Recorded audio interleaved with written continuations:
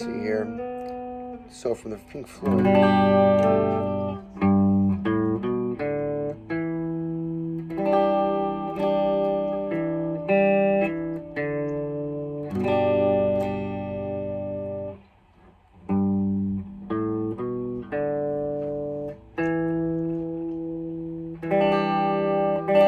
I like to hold my fingers right on there. If you want to, you can too. It makes it easier for me. Walk right off the G chord into this E minor 7.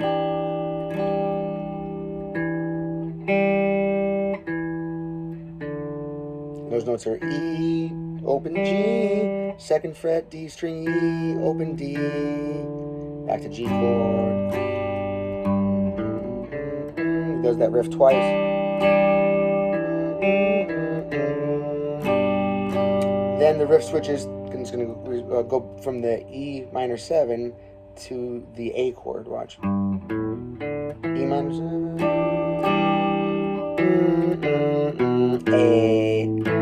A chord. A5 really. A power chord. I keep my fingers there. I don't strum that during the A chord. I just strum the open A string and the string below it on the 2nd fret, making an A power chord. If you'd like to, you can get risky and go to the G string as well. It's adding another A note, still a power chord, a 5 chord, and I'm avoiding these strings. If you just hit these, it sounds fine. If you get that high A, it sounds great. And then you do that riff twice. This riff is, instead of, for the G, the riff for the A is D, I'm sorry, E, D, B, A. And now the riff that takes it before the E minor 7 usually starts on the G, but while on the A chords, it doesn't. It starts on the A.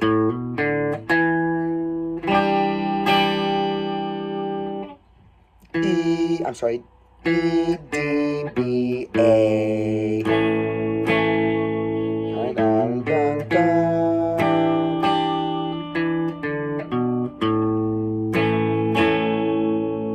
So he does the G twice the first time, then he does this A 2 times. I'm just doing it repeatedly to show you, but just so you know how many times to do it for the song. You can hear it and listen to it and play along with it. He comes off of the A chord, resolves on the G by going, and that's hammering on from the A string, you know, to your B note. Back open, G.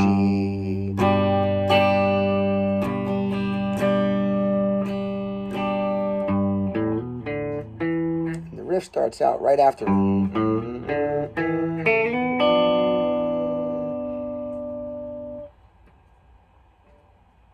3rd string, 2nd fret. Kind of a famous E7 partial, you know, from the E7 chord, just without the 1st string on it. And you got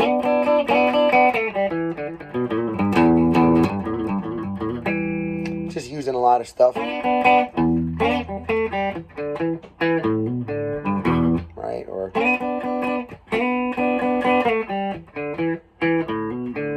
I won't even go into it. There's like a billion riffs with that. But anyway, Susie Q.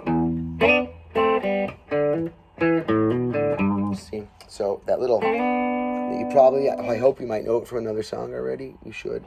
Now let's see. Let's see.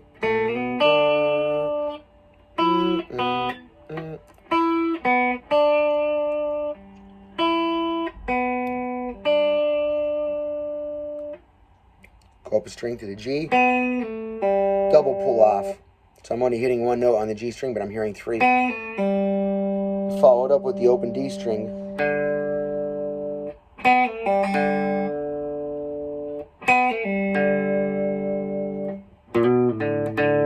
What that is coming onto the B and hitting the D note twice. While he's playing these notes, it's outlining the D chord, the G chord, while he's doing these particular notes here.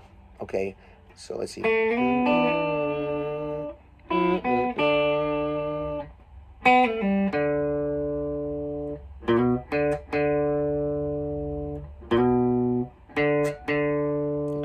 The next riff gets a little rough. You kind of have to take it in pieces, learn it in maybe 3 parts. That's kind of how my mind did it, or 4. Watch. 1, that's on the 1st and 2nd string. And then I'm going to start on the 2nd and 3rd string in that same famous E7 shape. And I'm saying E7 shape because it's coming from this E7 chord. It's a rootless E7 chord coming from the D7 chord, but here it has the root because we're playing the open D above it. Right? D7, don't play the open D string now and just move these fretted. You got your D7, D sharp 7 or E flat 7, E7, rootless, but you get it. So now coming out of this this second part of it, we got, let's see.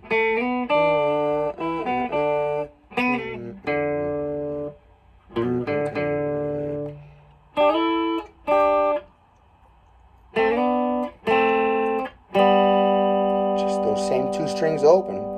Strings 2 and 3 open. Okay. The next phrase. A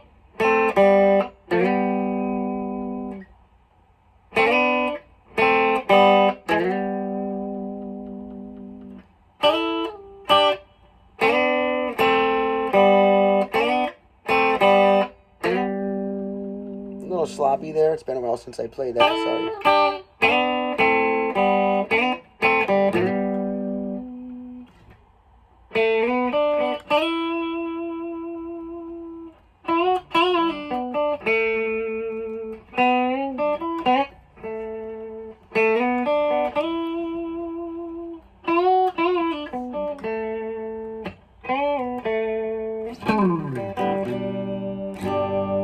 So now let me explain that little piece there. You know, comes back after this.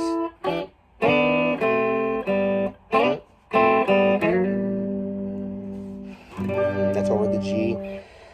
Now coming back into the E minor 7 chord, right? And so he's a little different than the first time. First time he pauses. Now it's.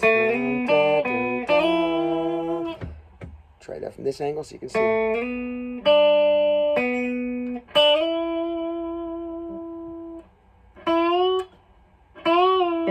Oops, sorry.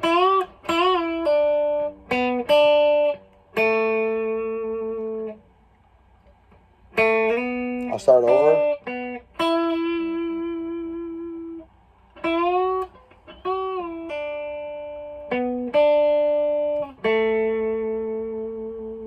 What I'm doing is keeping that kind of blue E7 shape there, sliding it back and forth, right, to get these notes.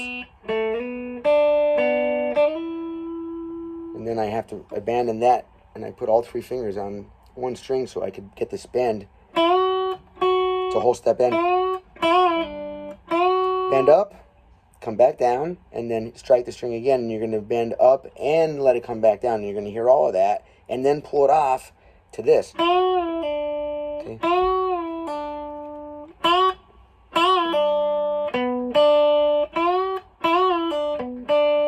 Some great bluesy stuff there.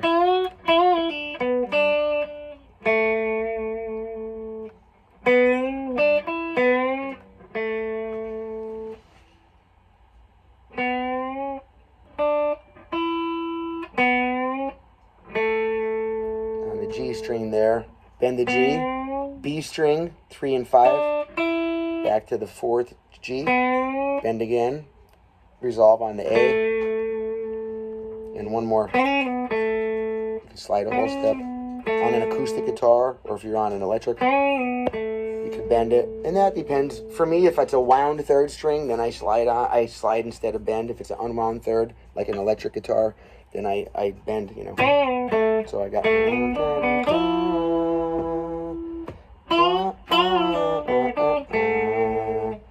And then he goes.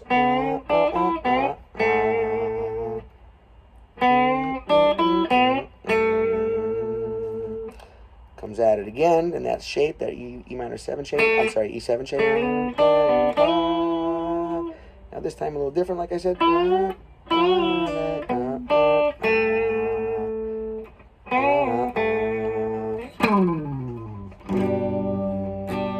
I do not think he does that slide in there. That was just by habit. I do that a lot. So let's see. I don't want to play the whole thing at once because as I've been doing that, they've been copywriting, putting a copyright claim on my videos, and then I have to give them rights to put commercials on it and stuff like that, and I don't want to do that. if I don't have to.